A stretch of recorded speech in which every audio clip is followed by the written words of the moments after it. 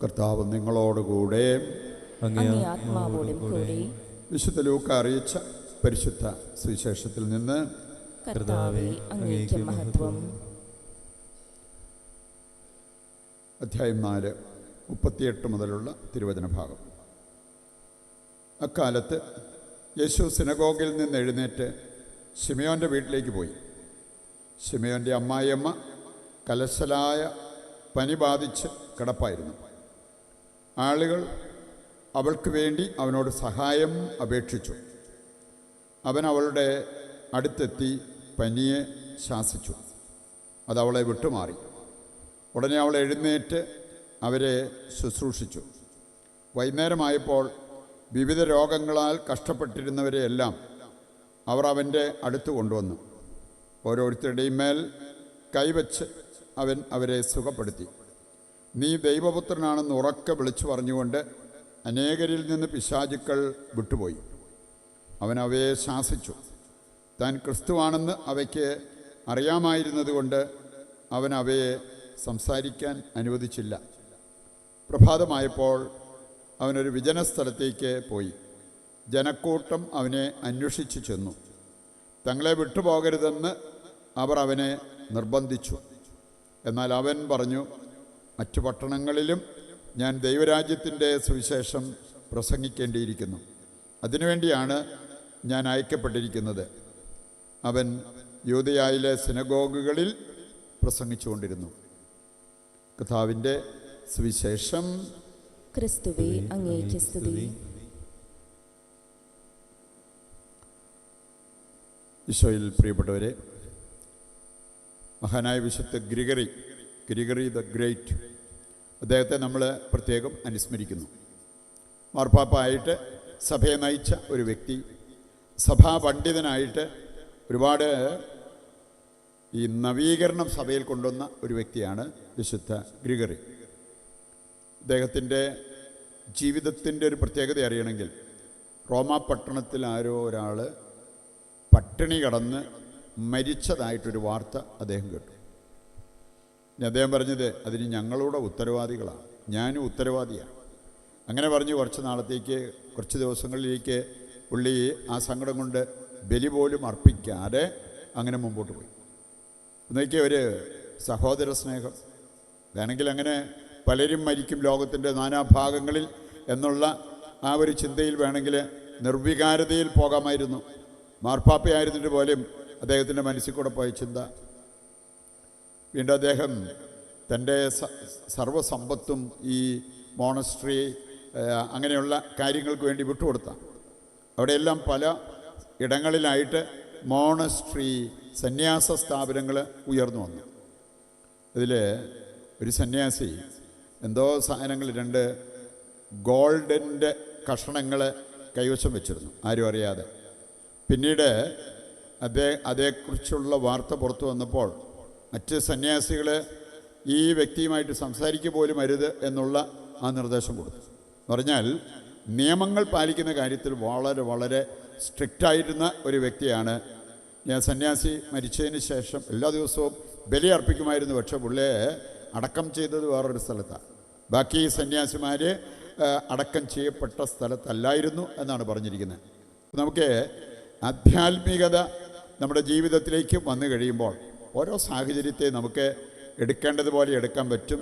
നിയമങ്ങൾ പാലിക്കുന്ന കാര്യത്തിൽ നമുക്ക് കൃത്യനിഷ്ഠത പാലിക്കാൻ സാധിക്കും. എന്നാൽ മറ്റുള്ളവരോടുള്ള സ്നേഹം, അനുകമ്പ അത് നമ്മളെ ഭരിക്കുന്ന ആ ഒരവസ്ഥയുണ്ടാവും. മനോഹരമായൊരു ചേരുവ, ഒരു കോമ്പിനേഷനായിട്ട് നമുക്കതിനെ കാണാൻ പറ്റും. ഇന്നത്തെ ആദ്യ വായനയിൽ നമ്മൾ കണ്ടു, നമ്മളൊക്കെ പഠിച്ചിരിക്കേണ്ട ഒരു കാര്യമാണ് പ്രാർത്ഥനയെന്ന് പറഞ്ഞാൽ എനിക്കെന്തെങ്കിലും ഒരു ആവശ്യം വരുമ്പോൾ കരഞ്ഞ് നിലവിളിച്ച് പ്രാർത്ഥിക്കുന്ന ആ ഒരു സാഹചര്യം, അത് മാത്രമാണ് പ്രാർത്ഥനാ ജീവിതം. ചിലരെ സംബന്ധിച്ചിടത്തോളം അവർക്ക് വേണ്ടി അല്ലാതെ വേറൊരു പ്രാർത്ഥനയും നടത്തിയിട്ടില്ല. എന്തെങ്കിലും ആവശ്യം വന്നപ്പോഴല്ലാതെ അവർ പ്രാർത്ഥിച്ചിട്ടില്ല.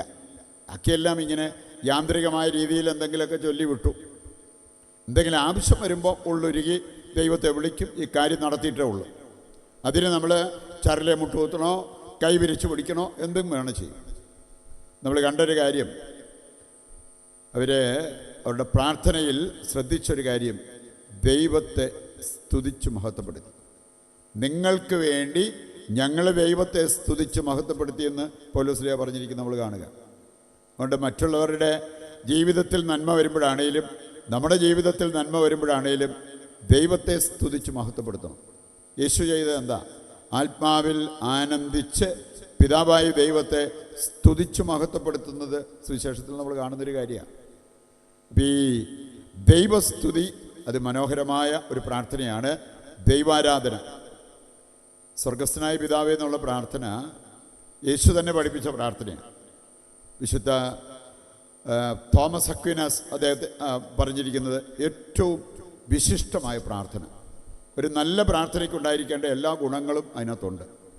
അതിൽ ഒരു ഗുണം എടുത്തു പറഞ്ഞിരിക്കുന്ന ഇതാണ്: ശരിയായ ക്രമം, റൈറ്റ് ഓർഡർ.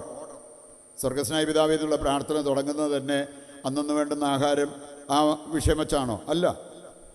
സ്വർഗം, ദൈവം, ദൈവസ്തുതി, ദൈവാരാധന ഇതെല്ലാം കഴിഞ്ഞിട്ടാണ് അനുദിന ആവശ്യങ്ങൾക്ക് വേണ്ടിയുള്ള പ്രാർത്ഥന വരിക. അതുകൊണ്ടാണ് നമ്മുടെ പ്രാർത്ഥനയിൽ ദൈവത്തെ ആരാധിക്കുന്നതും ദൈവത്തെ സ്തുതിക്കുന്നതും വളരെ പ്രധാനപ്പെട്ട ഒരു പ്രാർത്ഥനയായിട്ട് നമ്മളതിനെ കാണണം. പ്രാർത്ഥനയിൽ നമുക്ക് വളരാൻ പറ്റും. നമ്മൾ ഈ വാചിക പ്രാർത്ഥന മാത്രമായിട്ട് നമ്മൾ ഇരുന്നാൽ പോരാ, പ്രാർത്ഥനയിൽ നമുക്ക് വളരാൻ പറ്റും. 1 കൊറിന്തോസ് 14:14 വായിച്ചാൽ അവിടെ പറഞ്ഞിട്ടുണ്ട്, എൻ്റെ ആത്മാവ് ദൈവത്തിൻ്റെ ആത്മാവോട് ചേർന്ന അവസ്ഥയിലുള്ളൊരു പ്രാർത്ഥന നമുക്ക് നടത്താൻ പറ്റും. ഈ ഭാഷാവരം, ഗിഫ്റ്റ് ഓഫ് ടങ്സ്, അതെന്താണെന്ന് ആ വചനം നമ്മെ ഓർമ്മിപ്പിക്കുന്നുണ്ട്. ഞാൻ ഭാഷാവരത്തിൽ പ്രാർത്ഥിക്കുമ്പോൾ എൻ്റെ ആത്മാവ് ദൈവത്തിൻ്റെ ആത്മാവോട് ചേർന്ന് പ്രാർത്ഥിക്കുന്നു. അപ്പോൾ ഈ പ്രാർത്ഥനയിൽ നമുക്ക് വളരാൻ പറ്റും എന്നുള്ളതാണ് ഇതിൻ്റെ സൂചന. മരണം വരെ നമ്മൾ ഏതോ ഒരു ടൈപ്പ് പ്രാർത്ഥനയായിട്ട്, ഒരു ജപമാല പ്രാർത്ഥനയായിട്ട് മാത്രം നമ്മൾ ഒതുങ്ങിപ്പോകുന്നത് ശരിയല്ല. നമുക്ക് വളരാൻ പറ്റും. ഇതുപോലെ തന്നെ നമ്മൾ കാണുന്നുണ്ട്, നമുക്ക് ധ്യാനാത്മകമായൊരു ജീവിതം നയിക്കാൻ പറ്റും. വർഷത്തിലൊരു പ്രാവശ്യം എവിടെയെങ്കിലും പോയൊരു ധ്യാനം കൂടി ബാക്കി സമയത്തൊക്കെ നമ്മൾ ലൗകികതയിൽ മുഴുകി ജീവിക്കുന്ന, അതൊന്നും ധ്യാനാത്മകമായ ജീവിതമല്ല. പരിശുദ്ധ കന്യാമറിയം ചില കാര്യങ്ങൾ ദൈവത്തിൽ നിന്നും കേട്ടു. അവൾ എന്താ ചെയ്തേ? അവയെ ഹൃദയത്തിൽ സൂക്ഷിച്ചു, ഗാഠമായി ചിന്തിച്ചു. 5 മിനിറ്റ് പോലും മിണ്ടാതിരിക്കാൻ പറ്റാത്തവരുണ്ട്.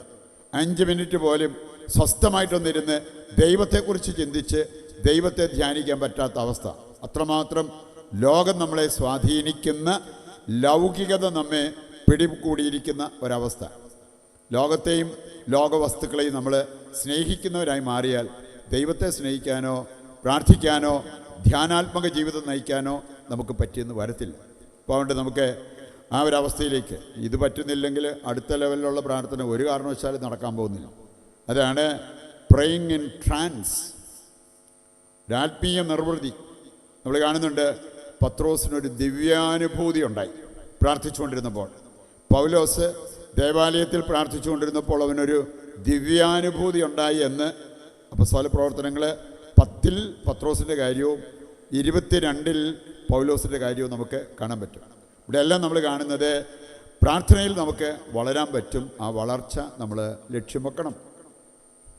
സുവിശേഷഭാഗത്ത് നമുക്ക് കാണുകയുണ്ടായി, പത്രോസിൻ്റെ അമ്മായിയമ്മയുടെ കലശലായ പനിയെ ശാസിച്ച യേശു.